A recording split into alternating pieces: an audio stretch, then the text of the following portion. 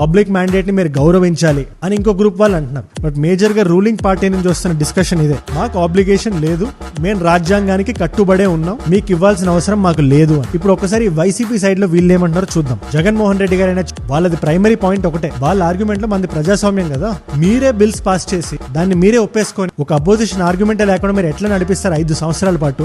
At least డెమోక్రసీని uplift చేయడానికైనా మాకు ప్రతిపక్ష హోదాని మీరు ఇవ్వాలి. మా పార్టీ కాకుండా ఇంకే పార్టీ ఉంది మీరే చెప్పండి. మీరు అందరూ కోలేషన్ లో ఉన్నారు కదా. మొన్న జరిగిన ఏపీఎస్సీ గ్రూప్ 2 దగ్గరైనా లేదా గుంటూరు మిర్చి యార్డ్ లో ఏదైతే జరుగుతుందో దాంట్లో నేను స్పెసిఫిక్ గా డీప్ గా వెళ్ళదలుచుకోవట్లేదు. బట్ ఒక డిస్కోర్స్ అనేది ఉండాలి విధానసభలో, అసెంబ్లీలో దీని గురించి మాట్లాడే వాళ్ళు, గొంతెత్తే వాళ్ళు ఉండాలి. అందుకోసమైనా మీరు మాకు ఇవ్వాలి అని స్పీకర్ ని రిక్వెస్ట్ చేస్తారు. ఎందుకంటే స్పీకర్ డిసైడ్ చేస్తారు అసెంబ్లీలో ప్రతిపక్ష హోదా ఉండాలా లేదా అని. ఢిల్లీలో 2015లో ఏం జరిగిందో మనందరం చూసాం కదా. బీజేపీకి 3 సీట్లు వచ్చాయి, అక్కడ 10% కట్ ఆఫ్ 7 సీట్స్ అక్కడ అయినా అక్కడ ఇచ్చారు కదా, బీజేపీకి అపోజిషన్ హోదా ఇచ్చారు కదా. అలాగే 1984లో ఇందిరాగాంధీ గారి ఇన్సిడెంట్ తర్వాత రిసౌండింగ్ మెజారిటీ వచ్చింది కాంగ్రెస్ కా టైంలో. లోక్సభ గురించి మాట్లాడుతున్నాను నేను, 400+ సీట్స్ వచ్చాయి.